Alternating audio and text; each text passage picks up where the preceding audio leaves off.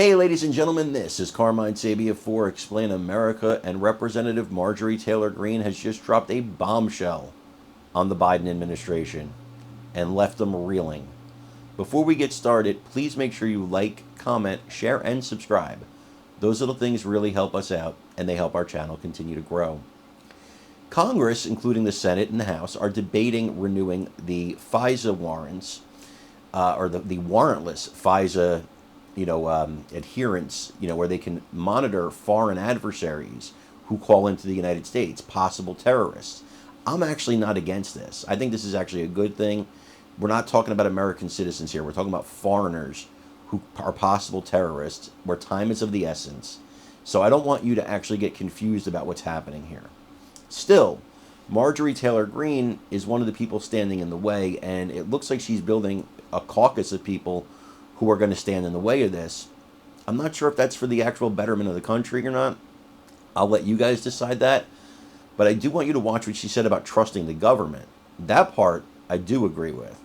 I want you to watch what she said, and then I want you to let me know what you think. Really, honestly, let me know what you think about this. So please remember to like, comment, share, and subscribe. I'm Carmine Sabia for Explain America. We love you guys. God bless you. Take care, everybody. Thank you, Mr. Speaker. The question today is, do you trust the government? We often hear the claim that it's for your safety. And anytime the government tells us it's for your safety, the American people really question what that means. The same intelligence community that spied on President Trump's campaign has been deeply invested in reauthorizing FISA. And the same intelligence community that wrote the letter lying, saying that the Hunter Biden's laptop is not real, deeply wants FISA reauthorized.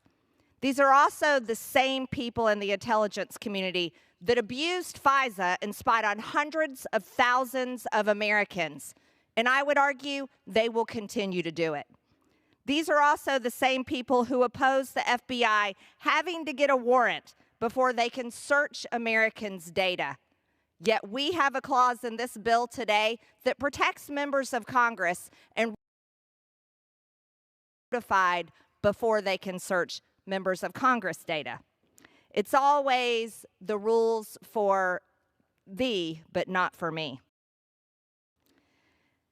The problem is that this process to reauthorize FISA has received more effort than Congress has actually securing the border.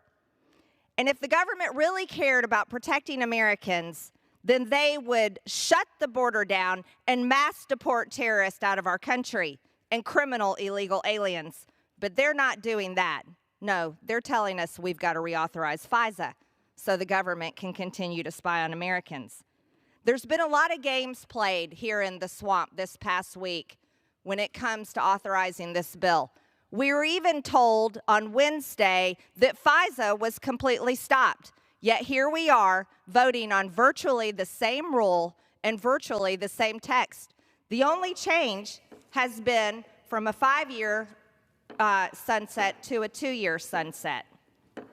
I yield additional 30 seconds to the gentlelady from Georgia. Gentlelady is recognized for 30 seconds. Thank you. I would argue that changing that time frame does nothing. If Congress wants to change FISA to protect Americans or get rid of it altogether, we can do that. We make the laws. So the question today is, do you trust the Department of Justice to hold the FBI accountable? Because I don't. And the warrants aren't added to the bill text unless we pass the amendment after this vote and change the bill text. But a vote to change the bill text and add warrants will not get me to pass the final bill to pass FISA. Ladies, because I don't trust the government, and neither should you. Reserve.